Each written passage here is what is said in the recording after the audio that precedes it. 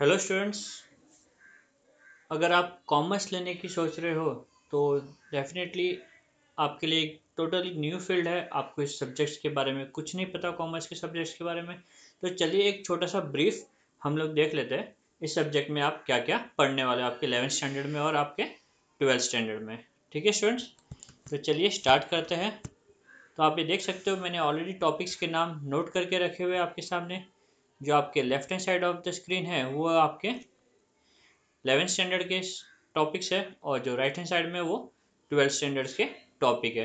तो चलिए ब्रीफ देख लेते हैं कि क्या है इस सब्जेक्ट में। ठीक है ना, बुक कीपिंग एंड अकाउंटेंसी, इसको अकाउंट्स करके भी लोग कहते हैं स्टूडेंट्स। ठीक है ना, ये बहुत ही इम्पोर्टेंट क्या बोलते हैं सब्जेक्ट है कॉमर्स के लिए, जहाँ पे आपको अब से लेकर TY BCom तक हर स्टेप पे आपको ये अकाउंट्स दिखने मिलेगा। ओके स्टूडेंट्स, चलिए तो सबसे पहले हम टॉपिक में 11th स्टैंडर्ड में सबसे पहला जो टॉपिक होगा वो हम पढ़ेंगे introduction to bookkeeping and accountancy. इसमें जितने भी अकाउंटिंग से रिलेटेड टर्म्स होते हैं स्टूडेंट, वो सारे टर्म्स यहाँ पे आपको एक्सप्लेन किए जाएंगे। बेसिकली ये पूरा थियोरेटिकल पार्ट है अकाउंट्स का। ठीक है, सारे टर्म्स जो हम यूज़ करेंगे अकाउंट्स में वो सारे टर्म यहाँ पे कवर अप है। ऐसे सब थियोरेटिकल, बट स्टूडेंट ये बहुत इंपॉर्टेंट है क्योंकि ये अगर आपको आएगा तो आपको अकाउंट्स काफ़ी इजी लगेगा। ओके, तो ये अकाउंटिंग की लैंग्वेज है, ABC समझ सकते हो आप अकाउंटिंग का। ठीक है, नेक्स्ट दिया हुआ meaning and fundamental of double entry book keeping.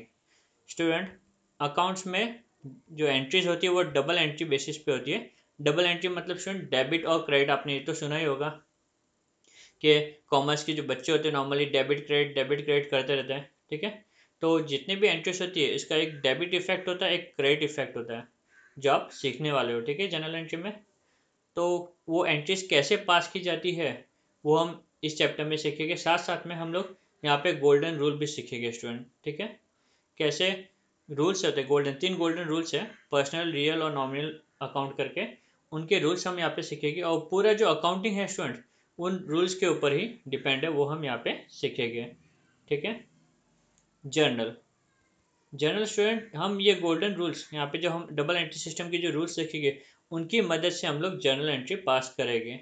Journal entry basically हम लोग एंट्रीज रिकॉर्ड करते हैं वहाँ पर। ठीक है, ओके, जितने भी ट्रांजेक्शन्स होते हैं, जहाँ पे भी हम कभी कोई ट्रांजेक्शन करते हैं बिजनेस में तो उसे हमें रिकॉर्ड करना पड़ता है। सबसे पहली बार जब हम रिकॉर्ड करते हैं तो वो हम जर्नल में करते हैं स्टूडेंट। ठीक है, जर्नल की मदद से हम लोग बनाते हैं लेजर। स्टूडेंट क्या बनाते हैं? लेजर। ठीक है, with the help of journal we prepare ledger account, और लेजर अकाउंट की मदद से स्टूडेंट हम लोग प्रिपेयर करते हैं trial balance.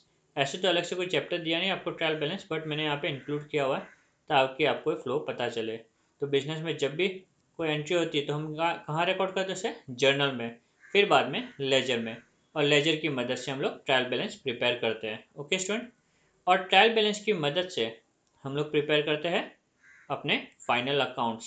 Okay, balance sheet and all आपने सुना होगा, टैली टैली करके कॉमर्स स्टूडेंट्स करते रहते हैं, तो वो बैलेंस शीट को टैली करने की कोशिश करते हैं। तो उसकी मदद से हम लोग प्रिपेयर करेंगे अपने फाइनल अकाउंट्स। ओके स्टूडेंट, तो ये पूरा फ्लो है। तो अब तक आपने देखा होगा सबसे पहला जो ये जो चैप्टर है स्टार्टिंग के वो पूरा थियोरेटिकल है। ठीक है, आपको स्टार्टिंग में काफ़ी बोर होगा अकाउंट्स करके क्योंकि आपको पूरा लर्न करना पड़ेगा, सब कॉन्सेप्ट समझने पड़ेंगे। फिर बाद में प्रैक्टिकल चालू होगा जर्नल से, जर्नल की मदद से आप लेजर बनाओगे, लेजर से ट्रायल बैलेंस बनेगा, ट्रायल बैलेंस से फाइनल अकाउंट बनेगा। ठीक है, जर्नल को हम लोग ओरिजिनल एंट्री बोलते हैं, सबसे पहली टाइम हम रिकॉर्ड यहाँ पे करते हैं, इसके बाद में लेजर में ट्रांसफर होता है, फिर ट्रायल बैलेंस, फिर फाइनल अकाउंट। ओके स्टूडेंट, तो चलिए अभी नेक्स्ट देखते हैं सब्सिडरी बुक। स्टूडेंट ये सब्सिडरी बुक है वो कुछ नहीं है, लेजर का सब डिवीजन है। लेजर का ही क्या है स्टूडेंट? सब डिवीजन है। ओके, इसमें हम लोग कई सारी अलग अलग टाइप की बुक्स बनाते हैं, जैसे कि purchase book, sales book, purchase return book, sales return book. अभी ये जो ट्रांजेक्शन है परचेस सेल्स का स्टूडेंट, ये बहुत कॉमन है, एवरीडे होता है, इनका जो वॉल्यूम होता है वो काफ़ी बड़ा होता है। ठीक है, तो क्योंकि ये एवरी रिकरिंग नेचर के है और एवरी टाइम अकर होते रहते हैं, तो इनके लिए हम एक अलग से बुक बनाएंगे। ओके, तो इसीलिए इसे नाम दिया गया है सब्सिडरी बुक। तो एक टाइप की जर्नल बुक्स ही है, और ये बुक्स को हम ओरिजिनल एंट्री बुक्स भी बोलते हैं जर्नल की जैसे। ठीक है, तो यहाँ पे रिकॉर्ड होने के बाद में लेजर में इसका इफेक्ट जाता है। ठीक है, तो जो रेगुलर जो ट्रांजेक्शन होते हैं उसको हम जनरल बुक में ना लिख के सब्सिडरी बुक्स हम अलग से मेंटेन करते हैं, उसमें रिकॉर्ड करते हैं। चलिए नेक्स्ट, BRS। BRS का फुल फॉर्म है स्टूडेंट बैंक रिकन्सिलेशन स्टेटमेंट। यहाँ पे हम क्या करेंगे स्टूडेंट, पासबुक जो बैंक की होती है और हमारी बुक, ठीक है, दो टाइप की बुक्स, दो टाइप के बैलेंसेस आपको देखने मिलेंगे। एक तो आप आपके हिसाब से हिसाब किताब मेंटेन करते हो और एक बैंक अपने हिसाब से अकाउंट्स अपना मेंटेन करता है। तो दोनों भी जन अकाउंट्स मेंटेन करते हैं। हम अपना सारा हिसाब हमारी बुक में लिख के रखते हैं, बैंक उसका हिसाब सब उसके पासबुक में रिकॉर्ड करता है।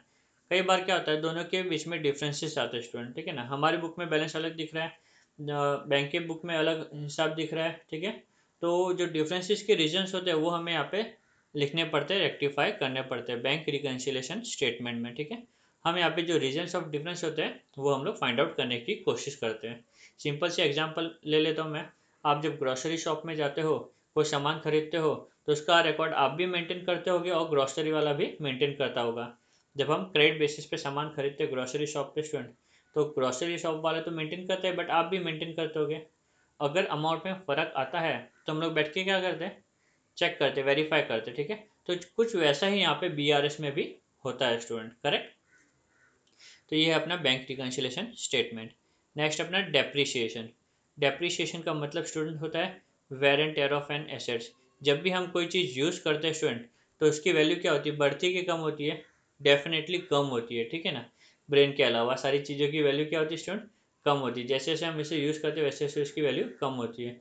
तो जो वैल्यू रिड्यूस होती है एसेट्स की, उसके साथ में हमें ट्रीटमेंट कैसे करना है, वो हमें कैसे फाइंड आउट करना है कि वैल्यू कितना रिड्यूस हुआ, वो वैल्यू रिड्यूस वैल्यू किस मेथड से हम लोग फाइंड कर सकते हैं, वो सारी चीज़ें हम डेप्रीशिएशन में सीखेंगे, करेक्ट। नेक्स्ट अपना rectification of entry student. Rectification of entry मतलब कई बार हम एंट्रीज करने में मिस्टेक कर देते हैं, बरोबर ना। जनरल एंट्री की हमने, बट क्या किया हमने, कुछ मिस्टेक्स कर दिए। तो वो सारे मिस्टेक्स को हमें रेक्टिफाई कैसा करना है, वो हम रेक्टिफिकेशन ऑफ एरर में देखेंगे स्टूडेंट, ठीक है। तो यहाँ पे जो मिस्टेक हुई है जनरल में, उसे हम कैसे रेक्टिफाई करेंगे, उस वो हम यहाँ पे ये चैप्टर में सीखने वाले स्टूडेंट। और ये फाइनल अकाउंट के बारे में तो मैंने आपको बता दिया, करेक्ट। ट्रायल बैलेंस के बारे में फाइनल अकाउंट बनता है, बीच में कुछ एक्स्ट्रा चैप्टर्स है। And lastly student single entry system, okay. जैसे हमने स्टार्टिंग में देखा था, जो अकाउंट्स है वो डबल एंट्री सिस्टम पे चलता है, डेबिट क्रेडिट सिस्टम पे चलता है। बट अपने इंडिया में बहुत सारे बिजनेसेस ऐसे जो बहुत स्मॉल लेवल पे वर्क करते हैं, जहाँ पे वो अकाउंटेंट अफोर्ड नहीं कर पाते हैं, जिसकी वजह से उनको खुद को अकाउंट मेंटेन करना पड़ता है। और वो लोग डबल एंट्री बेसिस पे नहीं करते, वो लोग हाफ ट्रांजेक्शन ही रिकॉर्ड करते हैं, इसीलिए उसको सिंगल एंट्री सिस्टम बोलते हैं। तो यहाँ पे हम ये देखेंगे कि नॉर्मल जो स्मॉल लेवल पे बिजनेसमैन है, वो अपने अकाउंट्स कैसे मेंटेन करते हैं और उससे हम प्रॉफिट या लॉस कैसे फाइंड आउट कर सकते हैं। ओके स्टूडेंट, तो उम्मीद करता हूँ आपको 11th स्टैंडर्ड के कंटेंट को समझने में कोई दिक्कत नहीं आई होगी। चलिए अब मूव करते हैं 12th में। तो 11th में हम एकदम अच्छे से रेडी हो जाएंगे, general ledger, trial balance, final account, ये सबसे हम लोग काफ़ी रेडी हो जाएंगे, ठीक है। फिर आप देख सकते हो ये जो चैप्टर है स्टूडेंट फाइनल अकाउंट, वही फिर से यहाँ पे चालू हो रहा है। बस फ़र्क ये है स्टूडेंट कि ये जो फाइनल अकाउंट है वो प्रॉपराइटरी कंसर्न का, प्रॉपराइटरी मतलब स्टूडेंट सिंगल ओनर, उसका फाइनल अकाउंट। और यहाँ पे हम देखेंगे पार्टनरशिप का फाइनल अकाउंट। कुछ ज़्यादा फर्क नहीं है, लगभग ऑलमोस्ट सेम है, ठीक है। तो आपको ये चैप्टर बहुत अच्छे से करना होगा 11th में, ताकि आपको 12th में ज़्यादा प्रॉब्लम्स ना आए। तो चलिए नेक्स्ट मूव करते हैं, accounts of non profit concern. Not for profit concern मतलब स्टूडेंट्स क्या होता है, NGOs वगैरह होते हैं, बरोबर। वो लोग अपने अकाउंट्स को कैसे मेंटेन करते हैं, स्कूल्स हुए, कॉलेजेस हुए, जो गुड्स से डील नहीं करते स्टूडेंट, किससे डील नहीं करते, गुड्स, ओके, जहाँ पे सामान बेचा नहीं जाता, सामान खरीदा नहीं जाता, सर्विस दी जाती है। तो ऐसे सेक्टर को नॉट फॉर प्रॉफिट कंसर्न भी कहते हैं स्टूडेंट, ठीक है ना। तो उनके अकाउंट्स हमें कैसे लिखने हैं वो हम यहाँ पे देखेंगे, ओके। यहाँ पे जो हमने देखा था 11th में, वो नॉर्मल ट्रेडिंग कंसर्न होता है। ट्रेडिंग मतलब जहाँ पे गुड्स बेचे जाते हैं, गुड्स खरीदे जाते हैं। और ये सर्विस सेक्टर्स के अकाउंटिंग का ट्रीटमेंट होगा यहाँ पे टोटली। नेक्स्ट हम देखेंगे कि जब भी बिजनेस में कोई पार्टनर एडमिट होता है, ये पूरा जो चैप्टर है 12th के, वो पार्टनर से काफ़ी हद तक कनेक्टेड है, ठीक है। तो कोई नया पार्टनर जब बिजनेस में आता है, तो उस टाइम पे अकाउंटिंग कैसे की जाती है, एंट्रीज कैसे पास की जाती है। जब कोई पार्टनर बिजनेस को छोड़ के जाता है, तब हमें एंट्रीज कैसे करनी है वो हमें यहाँ पे सीखना है, ठीक है। जब कभी किसी के पार्टनर्स की डेथ हो जाती है स्टूडेंट इन बिटवीन, ठीक है, तो उसका ट्रीटमेंट कैसे होगा वो हमें यहाँ पे सीखना है। करेक्ट। ये सारी चीज़ें हमें यहाँ पे कवर अप करनी है। Next student, dissolution of partnership firm. कई बार क्या होता है, पार्टनरशिप हम चालू तो कर देते बिजनेस, बट हम उसे ज़्यादा टाइम तक कंटिन्यू नहीं रख पाते बिकॉज ऑफ मैनी रीजन, कुछ भी रीजन हो सकते हैं, ठीक है, जिसकी वजह से हमें पार्टनरशिप एंड करनी पड़ती है, जिससे कहते हैं डिसोल्यूशन ऑफ पार्टनरशिप फर्म। तो पार्टनर जब पार्टनरशिप फर्म डिसॉल्व होता है तो उसकी एंट्री किस हिसाब से करनी है हमें यहाँ पे देखना है, ठीक है। Next student, bills of exchange. Bills of exchange student एक इंस्ट्रूमेंट है जिसे हम शेयर करते हैं, एक्सचेंज करते हैं, ठीक है।